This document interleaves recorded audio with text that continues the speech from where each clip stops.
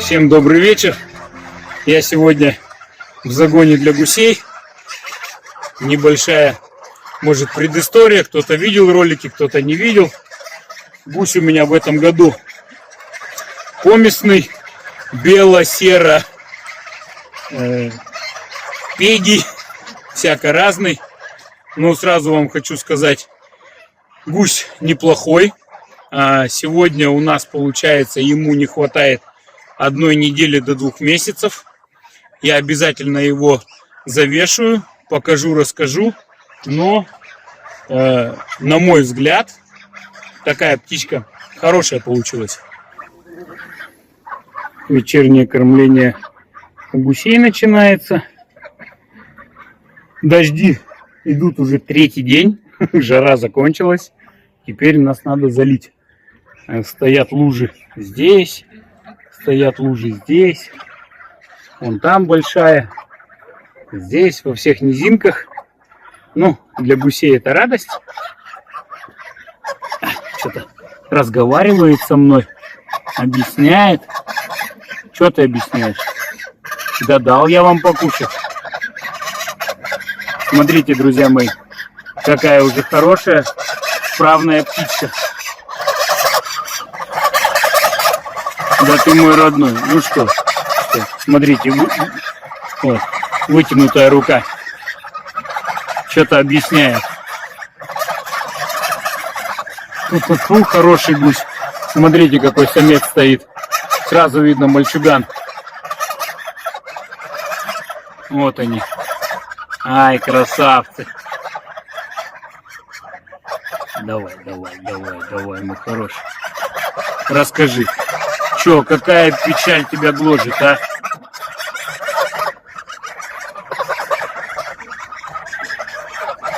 Кто видел мои предыдущие ролики именно про гусей, напомню. Кто не видел, расскажу чуть вкратце сначала. В этом году у меня была заявка на 300 гусей у одной женщины с Белова. Вот, когда подошел срок ехать за гусем, ну, я всегда делаю это заранее, созваниваюсь. Сказала, что гуся не будет, так как вывод у нее был отвратительный. Предоплату я сделал 60. Я думал, что 68, оказывается 65,5 тысяч я сделал предоплату. Гуся нет, денег, соответственно, тоже нет. Я многодетная мать, у меня 5 детей. Получаю только пособие. Муж куда-то испарился, помочь мне некому. Выйду на работу, начну вам платить, потихоньку отдавать деньги. Я никуда не прячусь, не теряюсь, но, тем не менее, созвонились мы с юристами. Юристы пошли с ней на контакт. Ну и, в принципе, материнский и детский капитал никто никогда забирать не будет. Вот. Ну, по мирному договорились, что она будет в течение неопределенного количества времени, неопределенное количество денег слать. Ну, в общем, обещала рассчитаться. Ну, как я и сказал, это была предыстория. Потом я начал искать гуся в других местах. Но вот в итоге ездил я за ним в Бийск. Ну, под Бийск, 19 километров. Там деревушка была. Купил я гуся в этом году. Что у нас получилось? 360 рублей, если я не ошибаюсь. За клювик. Но я вам скажу, наверное, оно того стоило. Во-первых, сам гусь неплохой. Метисы они всегда лучше породных. Я так думаю. Это мое личное мнение. Это так же, как и у людей. Вот. Первый раз за 5 лет у меня 100% выживаемость. И, кстати, в этом стаде сидит 50 уток и 200 гусей. И 100% выживаемость полностью. Вот здесь 250 голов. У меня первый раз такое за 5 лет, что я держу. Были отходы 1, 2, 3. Или утки, или гуся. А в этом году прям приятный мне бонус, что все живы и здоровы. Ну и на гуся приятно, конечно, посмотреть. Как я вам сказал, еще нету 2 месяцев, а я уже вижу. Вот сейчас, если эту утку положить или вон ту на весы, она будет живым весом килограмма 3. Ну а гусь в разы крупнее. То есть здесь минимум 4, а то и до 5 килограмм он дойдет. Не все, конечно, я не буду говорить. Вот стоит, вот гусик стоит. Это, скорее всего, девочка. Она будет помельче. Ну, а вот идут 2 белых гуся. Замечательный. Просто, ну, мне нравится. Вот он стоит тоже белый. Крылышки складывает. Пеги вот красивый. Четко, четко, друзья мои, это вообще в этом году бомба. Я где-то уже говорил, что вообще мне по эстетике, вообще по окрасу, мне нравится серый гусь. Серый крупный или вот такой вот, как у меня ходит, мне очень нравится.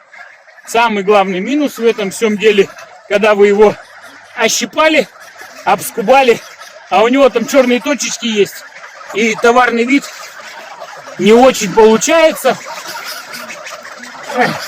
Но тем не менее, в этом году перебирать в апельсинах негде было. Ну и, как говорится, запрыгнул в последнюю электричку и забрал то, что было. Хоть и так еще повезло, что в конце июня я купил такого гуся. И довольно-таки мне повезло с ним, что он оказался не дрящом никаким, а такой нормальный. Вот эти гусики, вот для меня, лично в моем хозяйстве, это, ну, своеобразная сберегательная книжка. Но только это сберегательная книжка с процентами. Все, что мы сейчас выводим, все, что мы сейчас продаем, то есть свинина, бройлеры, даже утки в какой-то степени продаются. Ну, гусь, во-первых, будет забиваться уже под ноябрь месяц, ноябрь-декабрь. Вот, и это, как я сказал, самая такая сберкнижка. На все, что я сейчас продаю, я на это живу. Вон лежит сено, мы закупаем корма. Вот. А все, что с продажи гусей пойдет, это уже мое. Это уже они мне душу согреют. Помните, как я говорил? Книжку мне. Она мне душу согреет, когда я под пули полезу. Вот. И мне то же самое греет души. Вот эти вот гусики, которые растут, набирают вес. Сейчас мы вам покажем, сколько они весят. Практически в 2 месяца. Ну, дай бог мне не ошибиться. Ну, навскидку килограмма 4, а то может и 5 живым весом гусь будет. Это очень такой хороший результат. Пасти мне, друзья, в этом году, если честно, некогда. Роща вот она под носом. Ну, правда, времени не хватает абсолютно. Поэтому я им кошу траву. Рацион у нас состоит из дробленой пшеницы, дробленого ячменя и дробленого гороха на данный момент. Это уже 2-й месяц пошел. Кукуруза у меня закончилась. Поэтому я добавляю, я делаю тот же самый рецепт, что делал и с кукурузой, только я сейчас добавляю сюда горох. До 2 месяцев я их прокормлю таким рационом. При этом там у меня стоит бочка, в ней есть ячмень цельный и пшеница цельная. Я им подсыпаю, и они с удовольствием едят. Иногда даже прихожу, кормушки с цельным зерном пустые, а дробленка готовая, ну, дробленный комбикорм, скажем так, а в ней еще что-то есть. Может, им цельное больше нравится, я не знаю, но сейчас до 2 месяцев я покормлю таким макаром, потом я уже перейду на цельное зерно.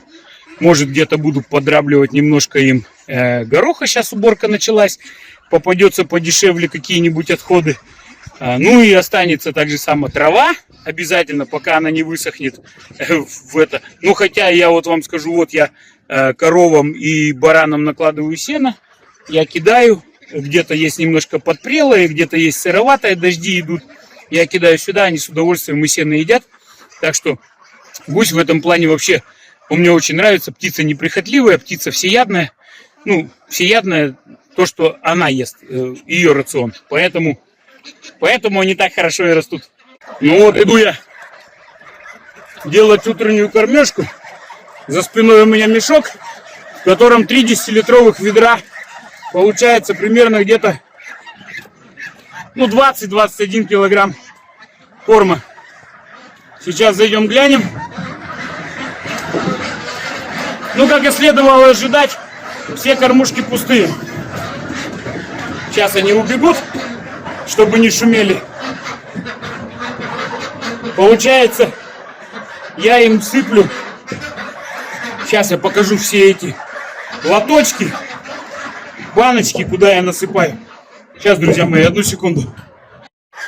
Вот у меня 2, 3, 4, 5, 6, 7, 8. Ну и это так, надо на верхосыпку.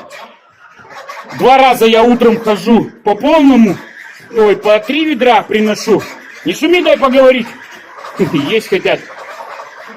Получается, в 8 утра я их покормил, ну вот сейчас начало 9. Полные все насыпаю, приношу 6 ведер. И вечером я приношу еще 3 ведра, еще один такой мешок. И у них все полное. До утра, грубо с 8 вечера до 8 утра, за 12 часов они съедают 6 мешков. Красавчики. Ну, вон она, орава какая. Иди сюда. Самые голодные забили на страх. Есть хотят. Вот сейчас я принесу еще, досыплю. Пока я буду ходить, они уже что-то немножко подъедят здесь.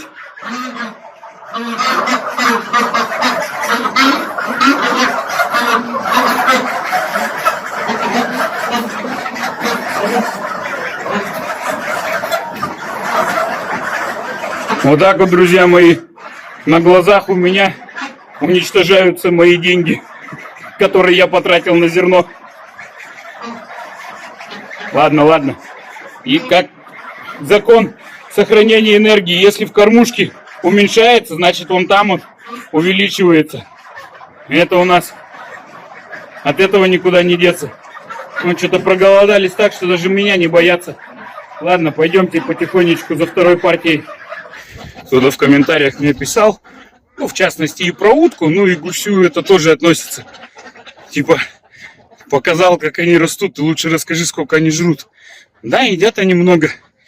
Но не бывает так, что вы потратили полкопейки, а заработали рубль. Поэтому и цена на мясо, соответственно, не дешевая. Ну и труд тоже сюда учитывается. Поэтому и утка жрет хорошо, и гусь жрет хорошо. Но я повторюсь, никогда так не будет, что вы потратили килограмм корма, то есть затратили там 20 рублей на его рост, а гуся продали за 2000. Это не бывает так. Если будет малый расход корма, если будет легкое содержание, соответственно, и мясо будет стоить копеечки. Забыл же, что взвесить хотел. Попался мне один хулиган. Честно, друзья мои, не специально. Он перелез к уткам.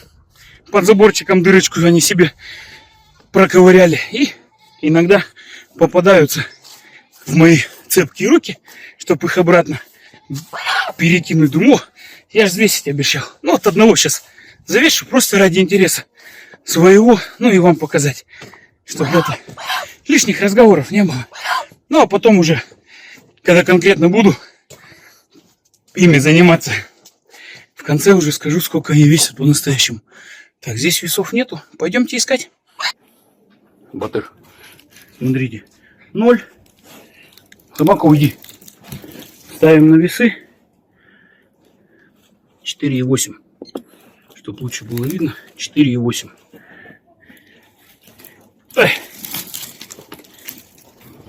Когда я вчера начал ролик снимать, я так навскидку и сказал, что они где-то в районе 5 килограмм весят. Уже взгляд профессионала, так сказать. Ну, конечно, если берешь утку, забивать, она рядом ходит, и ты видишь, что у тебя утка 4 килограмма живая, а гусь крупнее. Блин, собаки с ног сшибают. То тут уже и козе понятно, что он будет в районе 5 весить. Ну вот 4800, 100 грамм мешок, 4700, неполных 2 месяца. Такой сегодня. Как раз недели не хватает.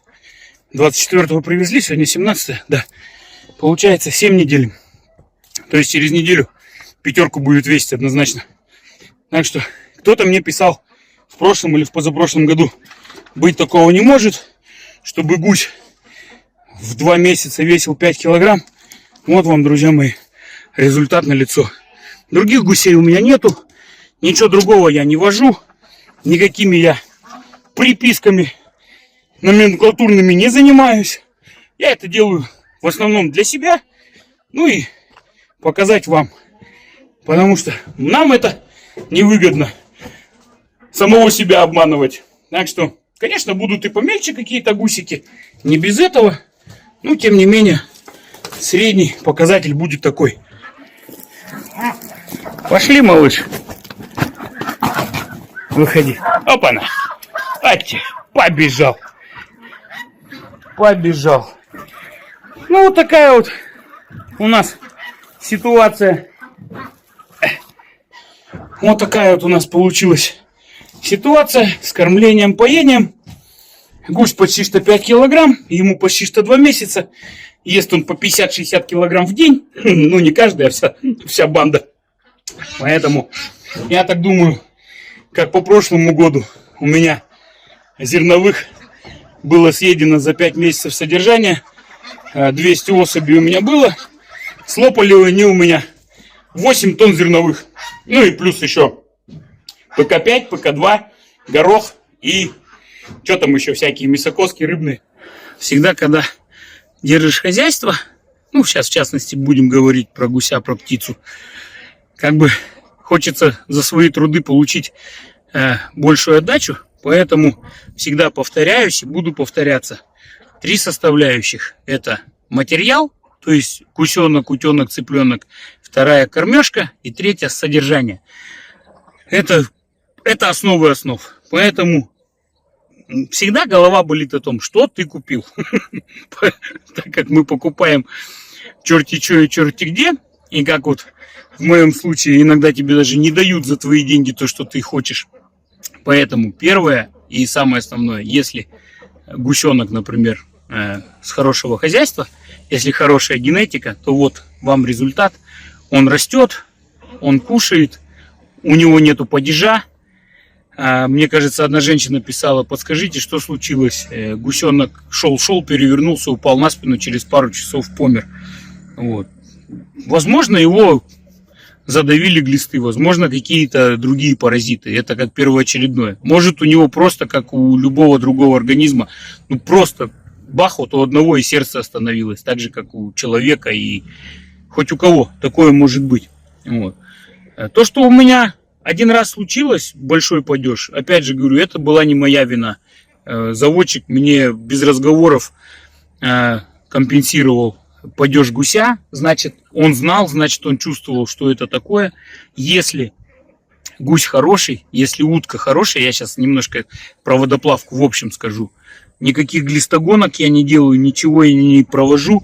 Вы посмотрите, они в луже купаются, они землю жрут, они какашки там, все это, у них очень хорошая печень, у них очень хороший иммунитет по кокцидиозу. Если что-то случится, это только может быть 2 варианта. Или паразит какой-то завелся, или это инфекция. Все. Так, выживаемость у птицы, я говорю, в этом году я офигел 100%. И главное, 100% у гуся и 100% у той же утки, которая вместе с ним сидела. Это просто бомбически. Я как посадил 250 голов, так 250 и получилось. 50 уток, 200 гусей. Поэтому, если что-то случается, это моменты неприятные. Ну, говорю, это должно что-то произойти такое, ну, заболеть, инфекция, там, сверхъестественное что-то, чтобы водоплавка начала прям конкретно валиться с ног. Если 1, 2, 3 там экземпляра, ну, бывает. Я говорю, всякое бывает, не без этого. Вот. Так что сильно не расстраивайтесь. Это надо списывать на непредвиденные расходы. Единственное, что меня омрачает в содержании моих гусиков, это то, что я понимаю, что это не навсегда. Хотя вот честно скажу, хоть и тяжело ощипывать, хоть и как бы содержание такое, внимательно надо быть. То есть вода, чтобы постоянно была, корм. Не так, как, например, с баранами положил тюк сена и куда-то можно отойти там на денек в сторону. Вот здесь надо как бы присутствовать. Где-то коршун пролетел, где-то водичка закончилась, где-то Не знаю, ну, как-то вот они более привязаны, я к ним привязан, не могу я их надолго оставить. Вот. Но, тем не менее, отдача хорошая. Вот. Но я говорю, я понимаю, что эта эпопея, она не навсегда, потому что мамочка не молодеет. Сегодня мы убрали 10, например, гусей, а завтра она скажет: сынок, мне тяжело, я могу только там помочь тебе 5 убрать.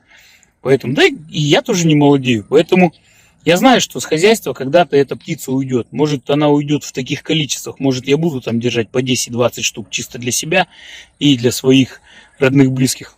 Ну, до 50 максимум. Потому что я понимаю, что один я могу, например, 5-6 гусей в день убрать. То есть, ну, чтобы мне дней 10 и с ними разобраться. Вот это меня немножко огорчает.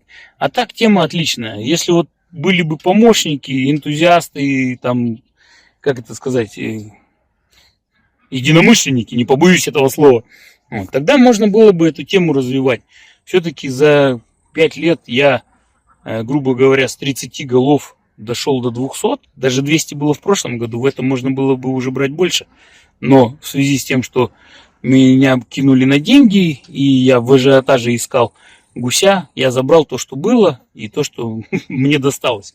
Вот. А так, в принципе, с тем, что клиентура растет, можно было бы брать уже и 250 гусей. Но, опять же, это увеличило бы срок ощипывания минимум на 5 дней, а нам уже как бы, ну, тяжеловато, честно. Это уже не есть легко. Поэтому это единственное, что меня огорчает в этой эпопее. А так я бы шел в этой теме, шел. Вот сколько бы смог бы продавать. Вот, нравится мне, вот честное слово, нравится. Даже вот приведу пример вот с той же свининой. Вот, как я говорю, мне не трудно вырастить. Да, где-то надо чистить какашки, где-то надо подробить зерна, где-то надо больше внимания, где-то надо то, где-то надо все. Но мне не тяжело, я привык, я работаю, мне это нравится. Вот. Но самое обидное, что вот, например, я ту же свинину не могу продать по нормальной цене и тот объем, который у меня даже есть. Поэтому, как говорится, я уже вот хочу от нее избавиться. Мне она вот уже не в радость, а в тягость. А вот с гусем, ну, я прям немножко получаю удовольствие. Сидишь, скубаешь, у тебя морозилочка так набирается. Люди звонят, у тебя тетрадка наполняется заказами.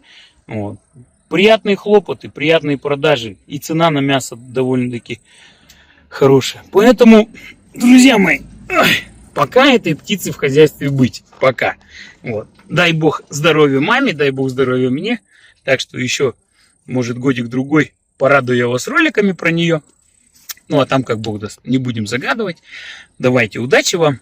Ждите новых роликов. Скоро, уже очень скоро будет им 3 месяца. А там уже будет еще одно взвешивание. И вот, в принципе, в 3 месяца гусь уже практически будет готов к забою. Это я вам честно говорю. Хотя многие мне и не верят. Единственный минус, что через месяц, это будет всего, грубо говоря, конец сентября, начало октября. Вот. А столько морозилок у меня нету, чтобы его начинать забивать. Поэтому будем ждать до морозов. Но это уже совсем другая история. Давайте, друзья мои, счастливенько. Если вдруг потеряюсь на просторах Ютуба, газуйте на Телеграм, ВКонтакт, в Одноклассники, в Дзен, туда, ну, короче, везде, где увидите мое подворье, значит, я с вами. Удачи!